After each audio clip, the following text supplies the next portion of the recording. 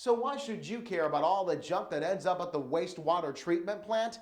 Because all the stuff that you let down the drain or what you throw down the toilet will in the long run end up costing you more.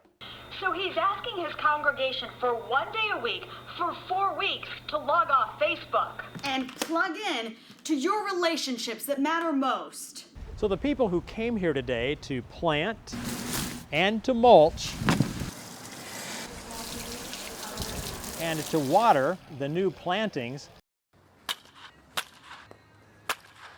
It's another day at the ballpark, and these guys are hoping that what happened Tuesday night doesn't happen again. More of the same. I think more guys come out. John Martin always keeps his iPhone handy. Tuesday night, he was ready to catch the action when the Flying Squirrels were at bat. He snagged this video when a fan caught a fly ball, then hurled it back down onto the field, hitting the other team's pitcher. Moments later, drawing boos and harsh remarks from fans. The crowd was surprised, and it was like the sound in the background is like, oh no, you can't do that. So apparently that fan thought it would be funny if from the upper deck he threw the ball back onto the field. But he seemed to be the only one laughing because no one here thought it was funny. In fact, he laughed himself right out of the diamond for good. We actually sent a letter out this morning, and to this person's credit, we immediately got an apology letter, but you know, what's done is done. The pitcher wasn't injured, and the Squirrels expressed regret and apologized to the Reading team. Now they're focusing on tonight's big game, and they're hoping this unfortunate incident will serve as a reminder to all fans. Team officials say what the home crowd did to show the pitcher some baseball love in the end really exemplifies what Richmond Squirrels fans are all about. The fact that our fans cheered for the young man that was pitching, these fans have obviously been in tune with what's going on the field all year long. They've obviously connected with our team, but they also respect the other teams too, and I think Scott Chapman Loves his job, even though there's danger everywhere he steps. You know, it's either hidden in a shadow or it's covered by a leaf. I'm putting on my hat, extra large dustpan here. He needs to be armed and ready for battle every day This is an 8-inch shrub rake, and works yards faster than most. handle to reach in behind bushes. But he's no lawn guy. Scoop da poo. Scott and his company Scoop the Poo, part of a growing number of dog waste removal services around South Florida.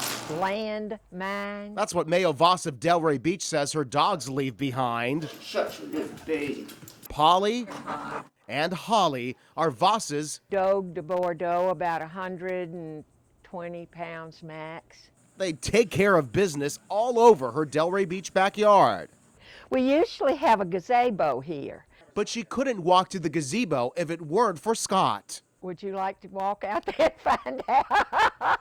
Most wouldn't want to take a walk in his shoes, but Scott says dog waste is a growing business. He does 25 yards a day, up to 400 pounds of poo a week. Scott says he simply can't throw out the dog waste in the trash.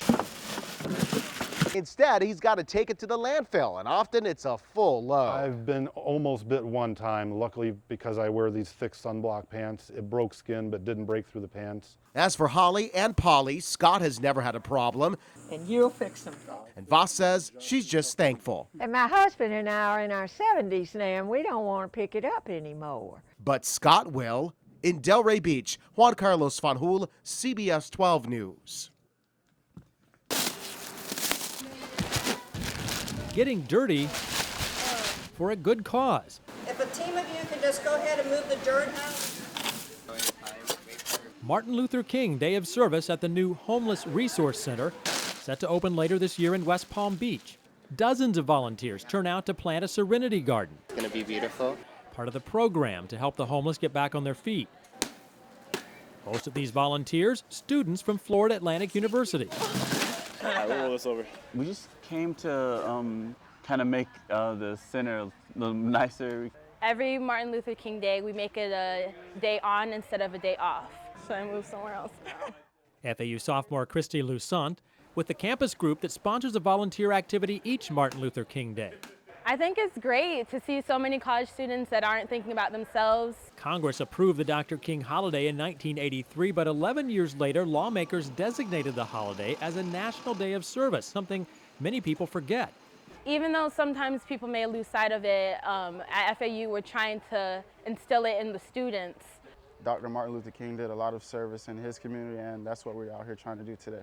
College students not the only ones working here. Stephanie Little brought her 12 and 7-year-old daughters. Little says they volunteered before, and she feels it's an important lesson to learn.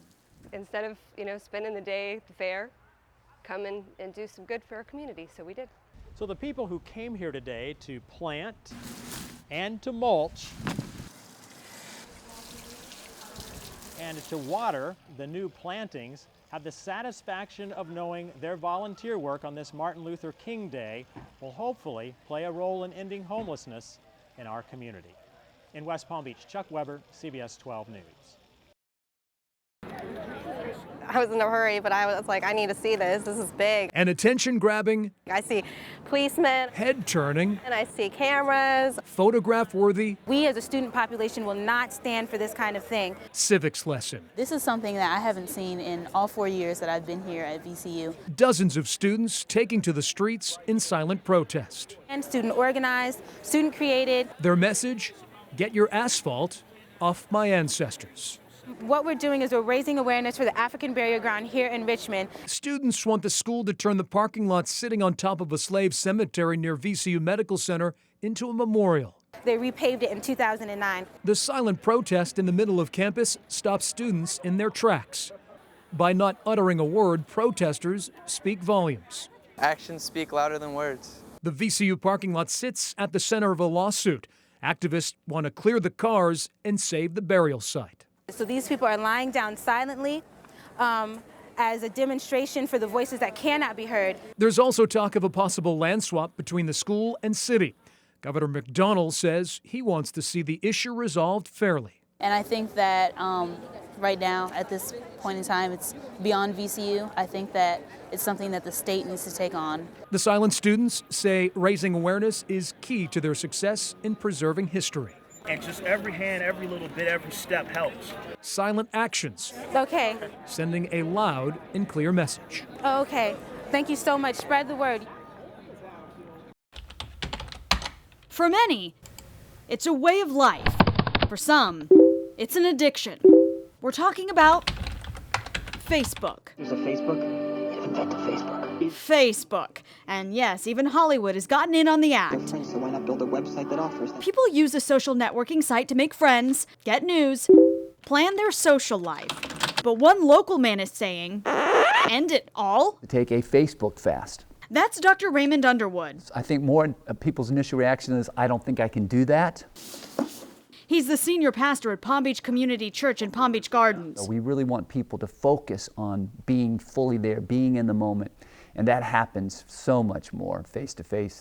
So he's asking his congregation for 1 day a week for 4 weeks to log off Facebook. And plug in to your relationships that matter most. When you meet face-to-face, rather than over the phone even, or on Facebook electronically, you see the whole person. One of the themes of our fast is to be all there. And that simply means that whatever you're doing, to be all there, to be completely there. You choose to make them happen. The first Sunday Dr. Ray announced his Facebook fast, there were a few skeptics out there, like Amy Reed. It's been interesting. Amy reluctantly agreed to take her pastor's Facebook fast. Not as hard as I thought it was going to be. So instead of Facebooking 3 of her friends this week, she called all 3. All 3 of them thought something was wrong because I was calling them. Melissa Hockmuth had a similar experience when she agreed to log off. I made a few phone calls and actually went out to dinner with one of my friends. And Dr. Ray says that is simply the goal. We're not saying Facebook's bad.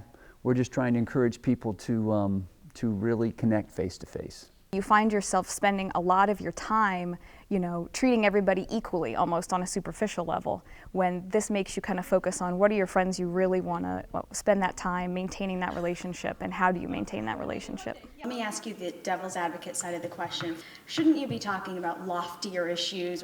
I don't think there's anything more lofty than loving the significant people in your life. Dr. Ray says if the series is successful, he might make it an annual event at the church. For more information about Palm Beach Community Church's Facebook Fast, head to CBS12.com. Emily Pantelides, CBS 12.